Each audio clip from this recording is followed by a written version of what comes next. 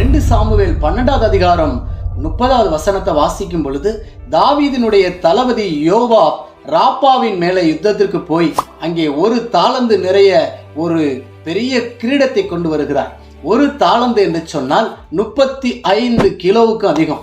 அப்படிப்பட்ட 35 kilo weight உள்ள ஒரு பெரிய கிரீடத்தை கொண்டு வந்து தாவீதோட தலையில வைக்கிறாங்க. தாவீதோட தலை தாங்கி இருக்குமா? சிலருக்கு கொஞ்சம் உயர்வுகள் வந்து விட்டால் தலகால் புரியாம ஆடுவார்கள்.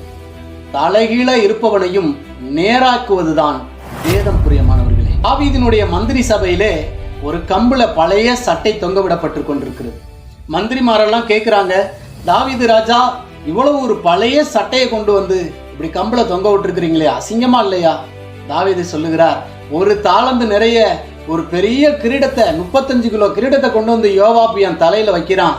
அப்படிப்பட்ட தலையில கிரீடமே வச்சாலும் எனக்குள்ள எப்பெல்லாம் பெருமை வருதோ அந்த சட்டையை கொஞ்சம் அப்படி அண்ணார்ந்து பார்ப்பேன்.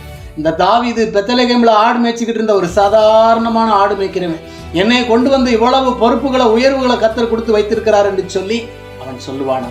தேவ பிள்ளைகளே, நாம் எந்த உயர்வுக்கு போனாலும் தாழ்மையிலே நம்மளை நினைத்தவரை துதியுங்கள் என்று கர்த்தருடைய வசனம் சொல்லுகிறது.